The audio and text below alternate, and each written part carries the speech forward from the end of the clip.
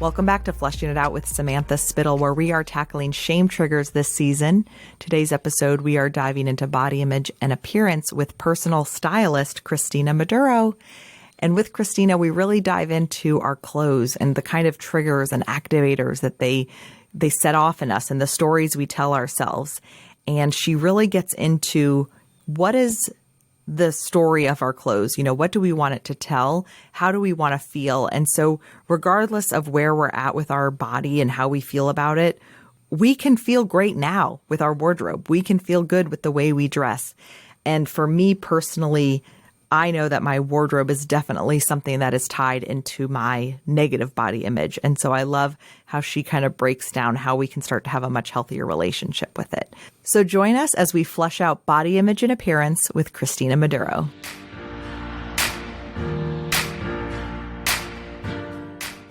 You as a stylist, I've always enjoyed our conversations because my whole thing is fighting the rhetoric and the messages that are like, you have to fit a certain look, you have to fit in the box, you have to certain style, certain look, certain size.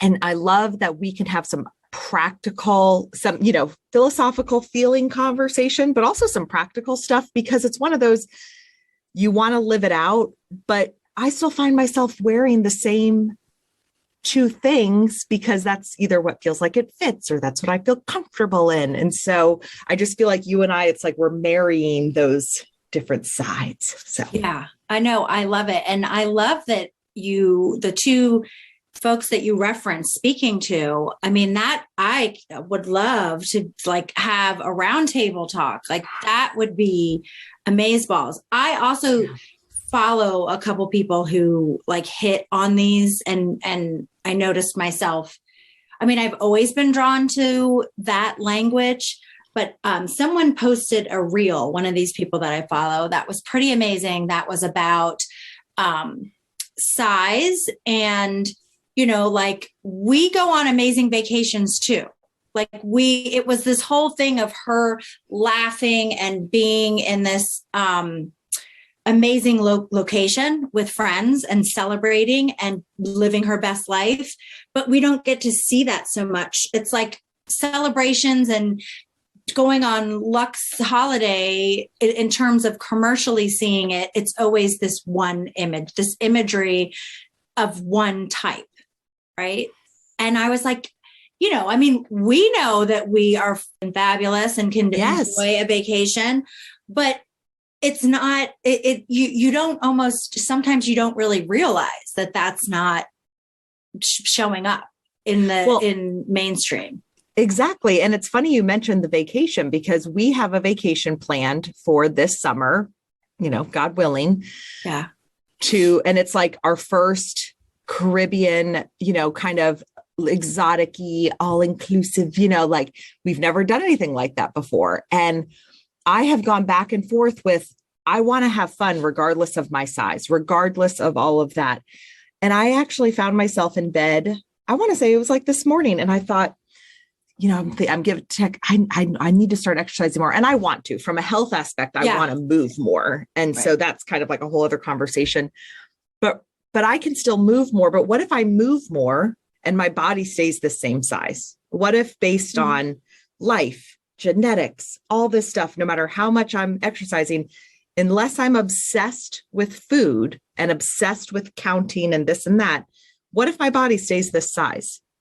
So am I not going to have fun? Because I thought, Sam, this may be a once in a lifetime trip.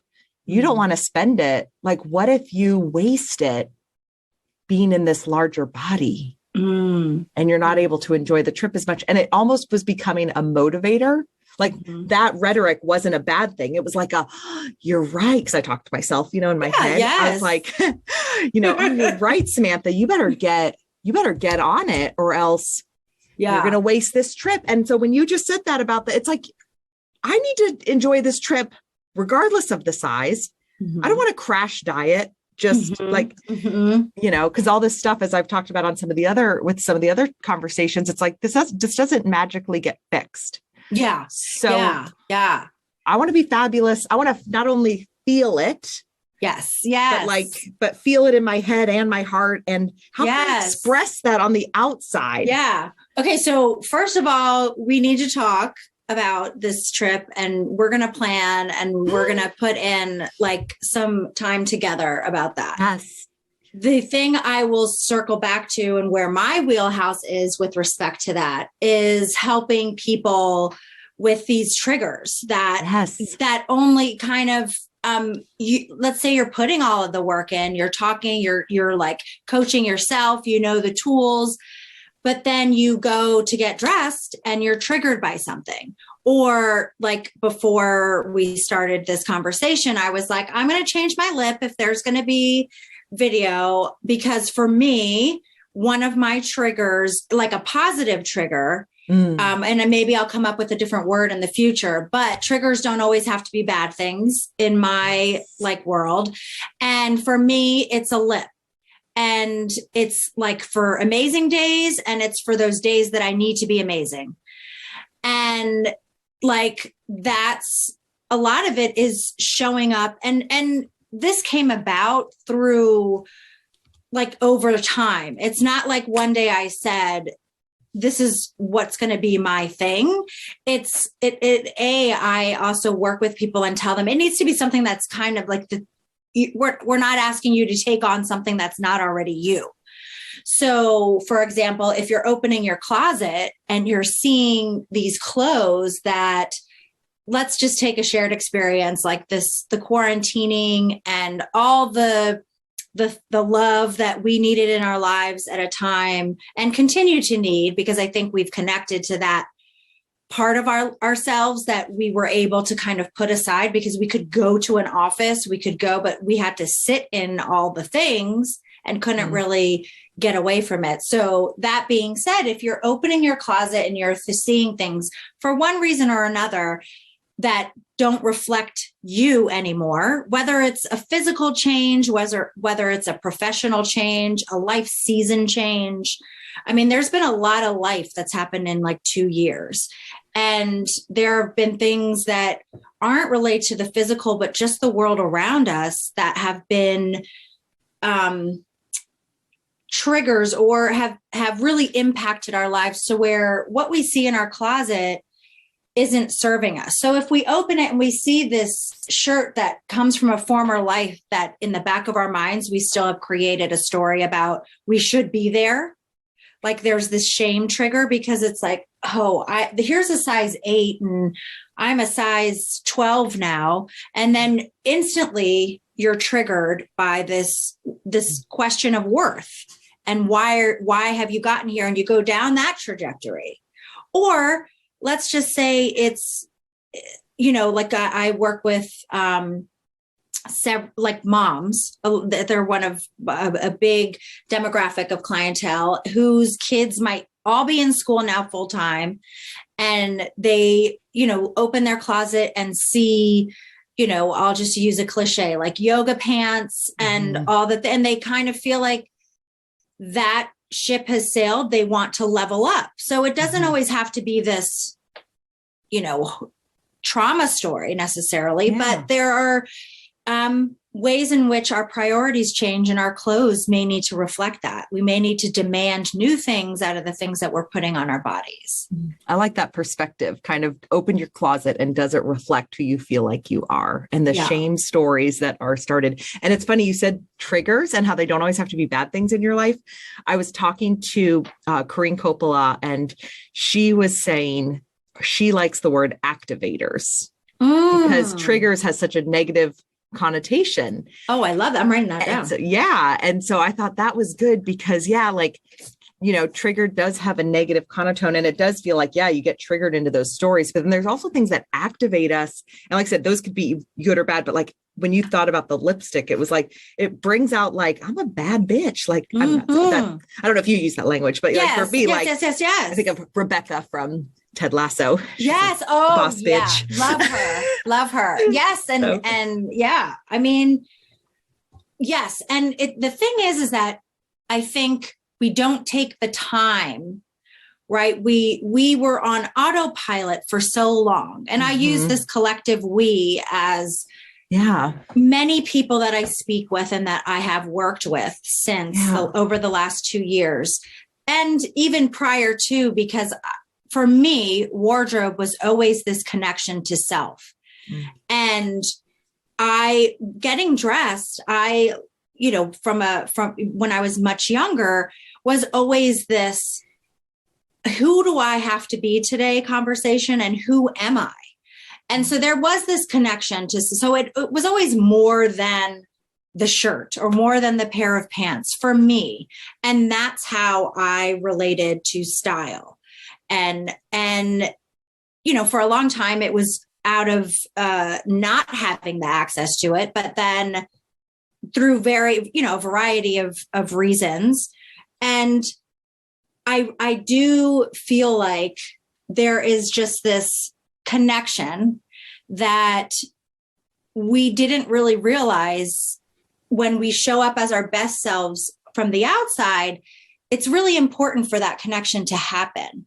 We were putting on our work clothes, right? Mm-hmm. And we put this uniform on and go to an office and act as, boss, as teammate, as, leader of the classroom, whatever the case is, you were able to take on this persona.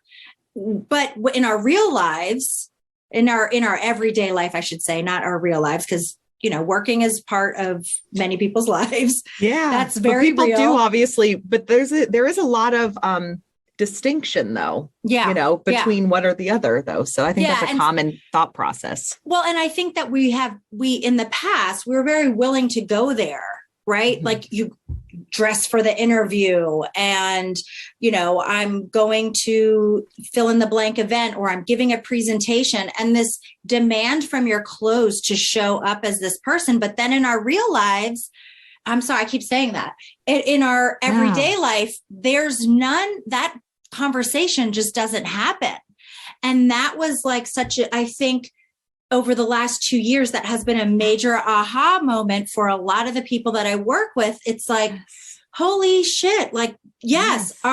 So literally our lives, the intersectionality of all of our lives were crashing in on itself, because we couldn't go anywhere else to do our work.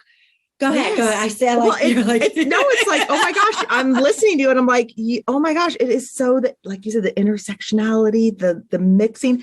You look at the Zoom wardrobe, the big joke that everyone made, which was like the professional on the top and the comfy pants. And it's like, because your real you is in the comfy pants, probably. Yeah. It might not be, but you know what I mean? Yes, it's like, yes. And that's why I think even with that language you were using, it's like, no, I think that's previously how we thought. And then, and it's funny because even tying it into with this whole body image and appearance and everything, it's like, how does my style, regardless of my atmosphere, reflect the real me?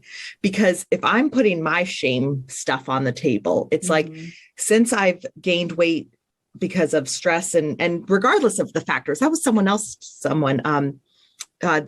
the women I spoke with, she had mentioned not needing to qualify that you've gained weight. Like, I want to give a reason, like, just so y'all know. Yeah. Under a lot of stress. Yeah. I want it to be okay. Like, it doesn't matter. Like, or I ate a ton of fucking banana bread over the last 2 years, and that's what it is. Like, it doesn't matter. It doesn't matter. Like, but I think we don't have to. Yes. Yeah. Amen. Right. But I get stuck on like, well, this. And so like, I'm just kind of in frumpy clothes because I'm in a frumpy place, but like, I'm still the same person. And like, okay, I can dress up if I need to, but like, how do we mend it all together? Like, so that we can, use our style, use our fashion, use our appearance as an activator for the things we want to bring out. Or like, what does dress up mean? Which is another story that, like, I call them style stories because that's the house that I live in. And what does that mean? We have been told, like when we go to work or when we go to a black tie or whatever, when we go to worship services, we have been told from a very young age, like Sunday best or, whatever the case is. Yeah. And, to very early on in my like professional career in the corporate setting, I worked in a very conservative environment, and, there's conversations about what it should look like. It was very suit generated, and women in heels and skirts. And so that's kind of what I rolled in on. And then, I always had a touch of like a personal twist to something, which is my point for sharing, like, what does it mean? And I always like to dissect that and uncover that with folks that I work with. It's what do you think it means in your life to look put together or comfy and put together? Because those two words don't have to be juxtaposed to each other. And that, like, let's explore what the options are. The marketplace for options is amazing, but I would say 8 times out of 10, it's already hanging in our closet. We just haven't opened the possibilities up, because there are things, which is kind of the stylist hat, like that, of pairing together. Because once you get rid of the triggers that are hanging, it opens you up to so many more possibilities. Or something that used to be like a negative trigger or a shame story around clothes, if you use it in another way, like, there's something, maybe there's tailoring involved, and it's just, or it's like the story, I'm not going to do this. So I'm going to like see, maybe a friend needs it. Maybe I do a clothes swap. Maybe I, sell it on Poshmark, whatever the case is. And it's just this idea of, again, peeling back the onion of the questions, who am I? Who do I need to be? How can I align what I have in my closet with what those things mean? So I love that. And I want to, can we start walking down the road of how to start tackling this? Yeah.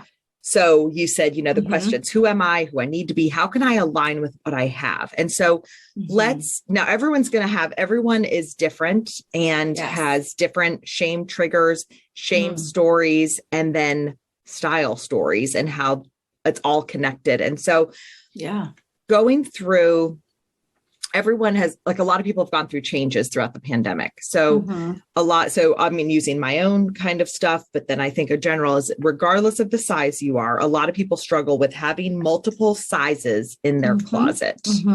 Yeah. So how do we start? Because my first answer is like, take out all the clothes that don't fit. Like that kind of is the first thought, but then taking it a step further of, well, what happens when stuff fits differently? But also at the same time, like, my comfort level is loose stuff. But then I see women wear more form-fitting stuff regardless of their size. And I think, wow, they look good, but I'm not there yet. So it's like, there's stuff that needs to change. So can you kind of walk us through, if that all makes sense to you, can you help walk it through? Yeah. And if I can use you, since you've shared it, and we'll follow down the line. So, first I like to have I recommend having a baseline, right? And that baseline looks like, I say, start with your favorites. Put on something that's your favorite.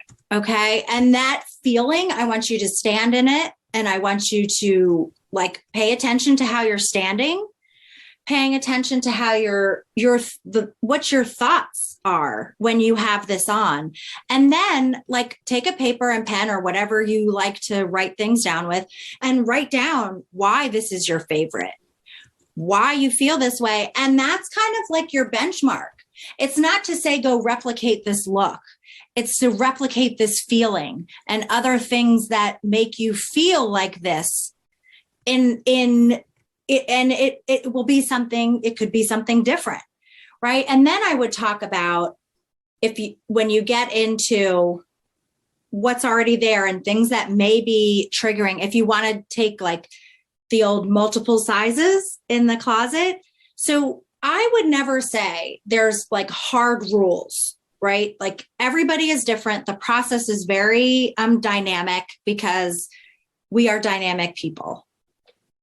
And what I would say is pick apart the story and say why. You mentioned people, you like loose, right? Well, what is it about loose that you are liking?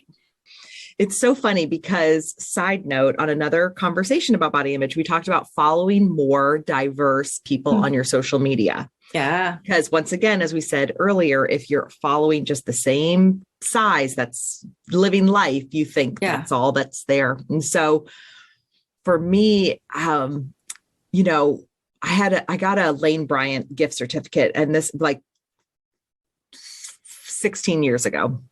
And I remember when I opened up the card, I was like, how did she know I'm plus size? How did she know my secret? And, it was a joke. Like I said this to the friend that I opened up the card, and I think I've probably even told this before on the podcast, but it's like, I opened up and it was like slow motion, like Lane Bryant, what? My secret's out.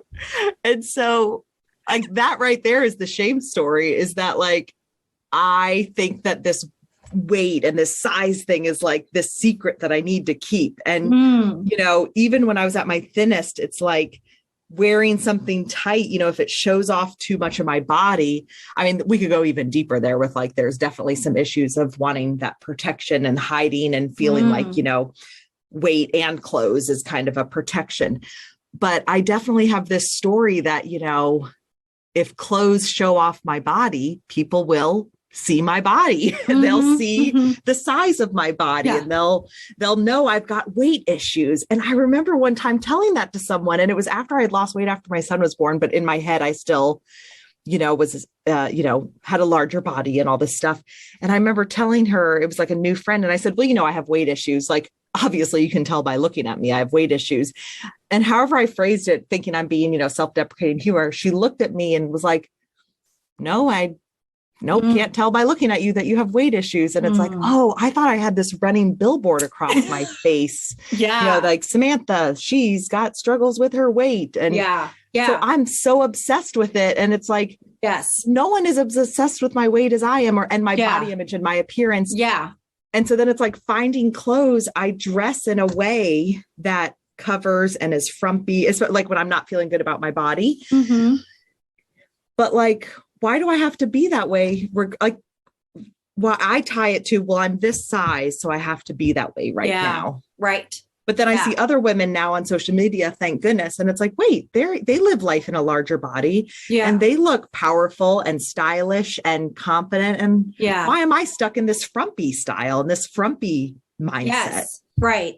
And like that kind of struck me with, and we're, if we were having this conversation and no one else was listening, we would spend much more time on each thing. And what immediately kind of struck me after that, like experience that you just shared, was this other area of when you're looking at your favorites, and it could be the fabric, the way it feels. It could be, that you feel like you can move around literally and do the things that you have to do, and that you have space to be yourself figuratively, right? But the other thing was like culturally, I'm Latina, and from a very young age, you are made aware of like how you're dressing.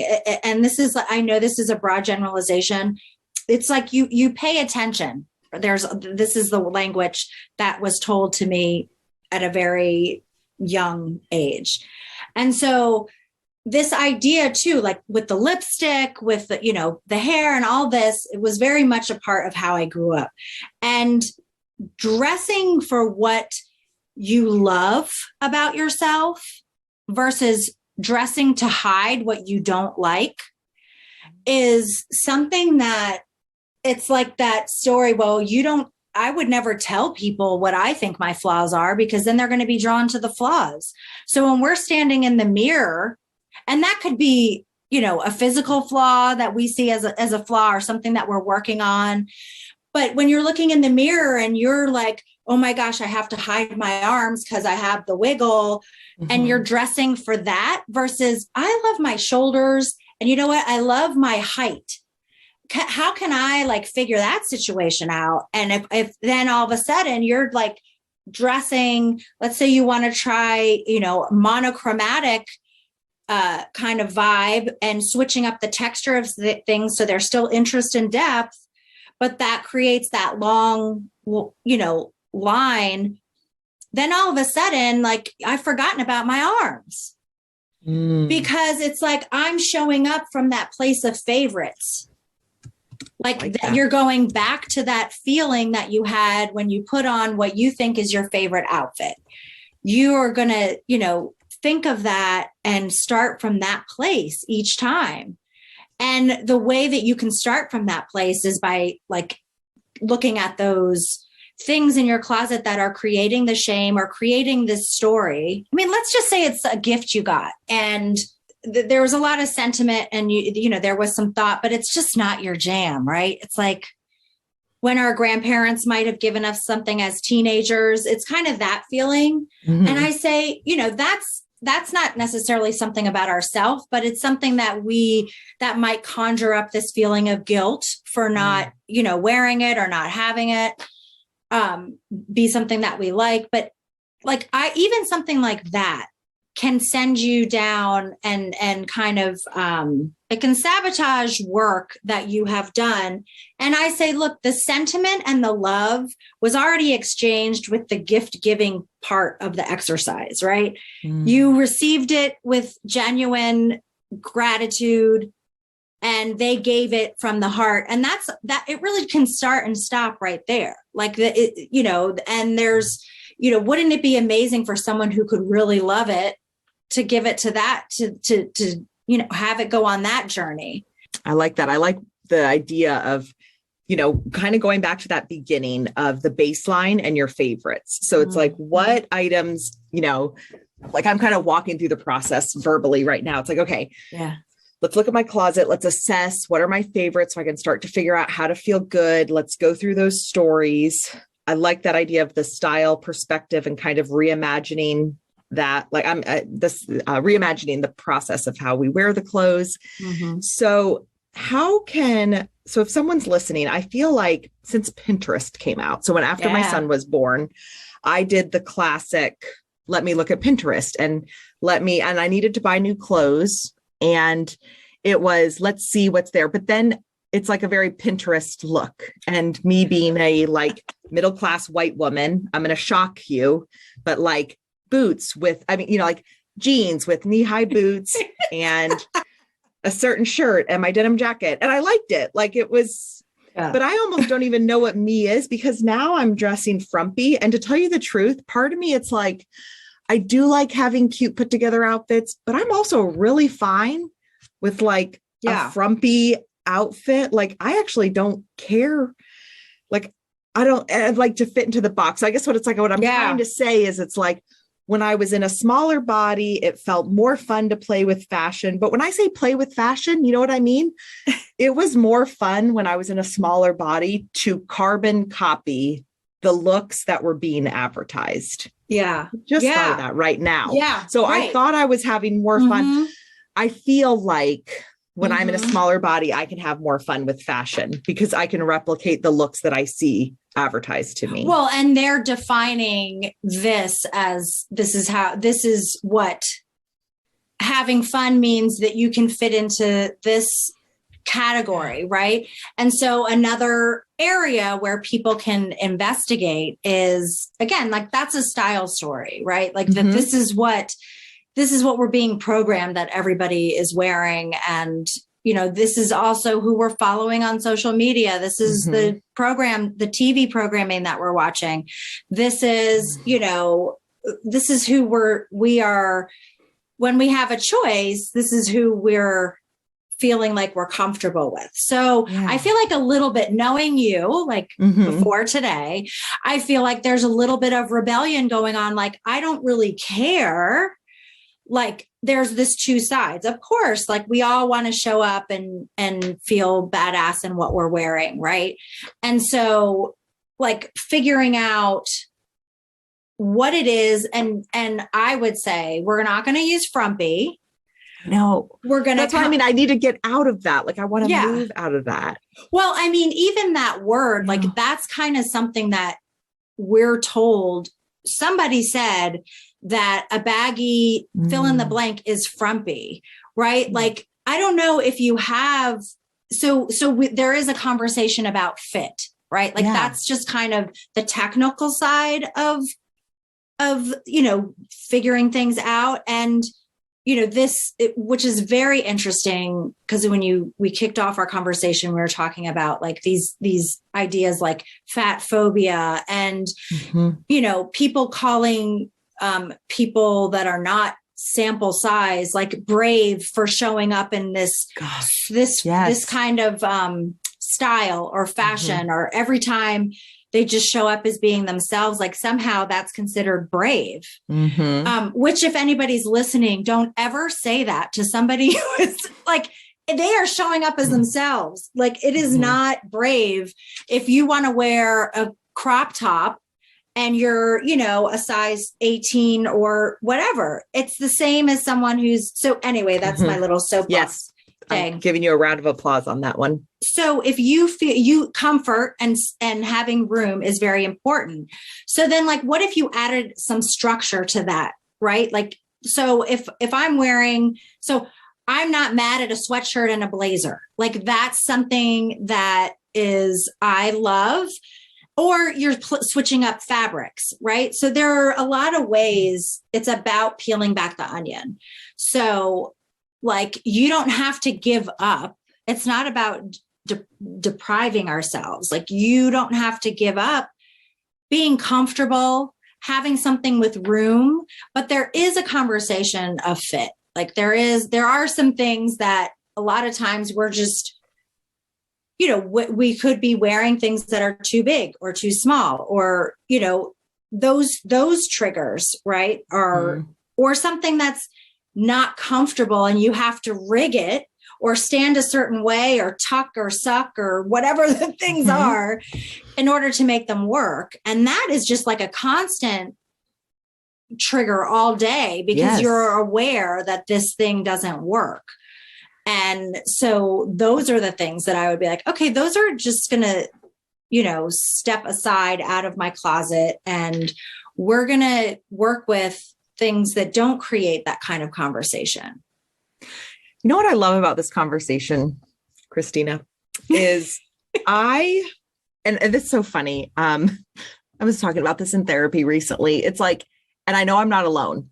We just want the right answers, right? Like, you tell me what to wear. Like, so I feel like if I were advertising this episode, it would be shame around body image and appearance. So tune in to hear stylist Cristina talk about, you know, regardless of your body size, here's how to feel confident. Here's, you know, and it's like, as you're talking, I'm like, oh my gosh. And this is exactly why we're having the conversation.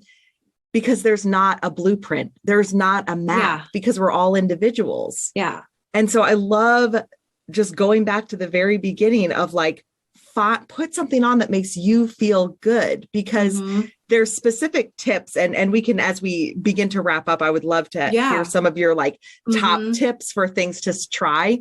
But it's like, but that's the thing, even with tips, it doesn't matter. Like how you show up as your boss babe self, like, that is up to you. And it's like, oh man, we're not just a little Barbie doll that gets clothes put on it. You know, it's that. Yeah. And I do think we're talking about possibilities, right? We're talking about options, and that, the idea of that options, right, is there was some like, that's a word that you use, like, what was it? Skinny privilege or something like that? Privilege, thin privilege. So a lot of people don't feel like they have the option. So, right, like that is a privilege to have an option, or to even, because it's whatever the reality is, whatever these people think that the reality is, right?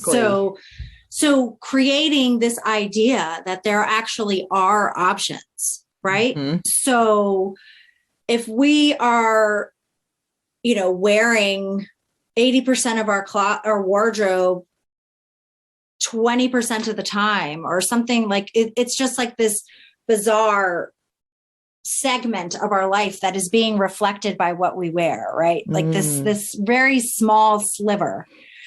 It is starting from this place of abundance, right? Options. Let's just say if your favorite is an oversized sweatshirt and some like oversized sweatpants, how can we, can we capture the fabric and that fabric and make you feel that same way?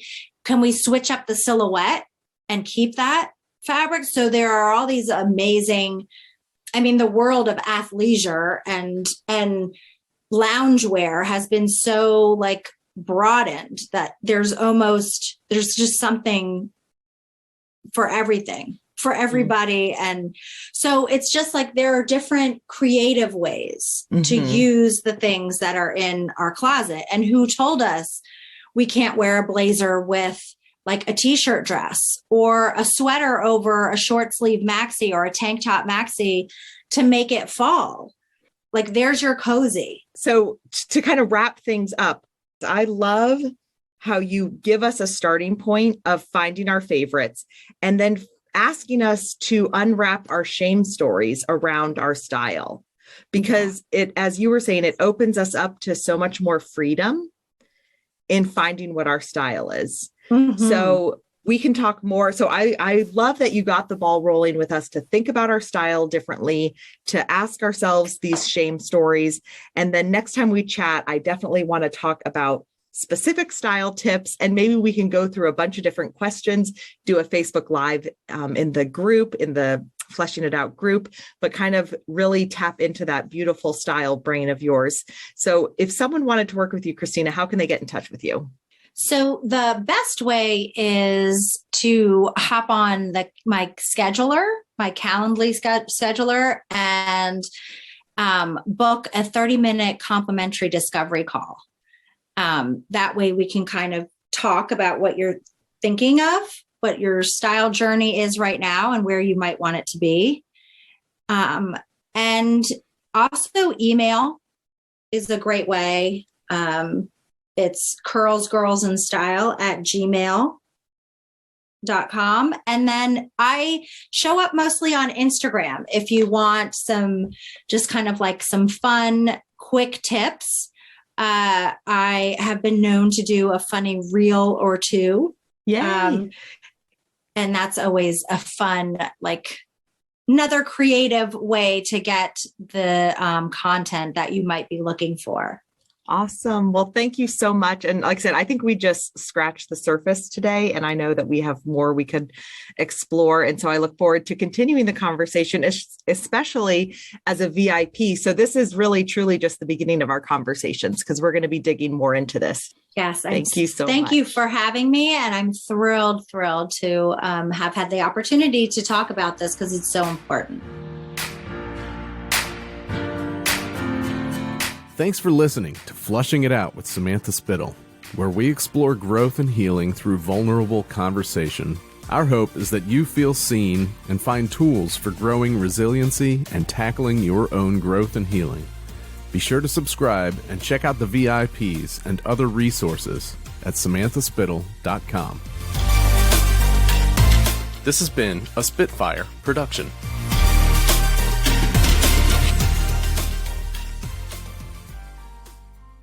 That was the greatest thing I've ever heard.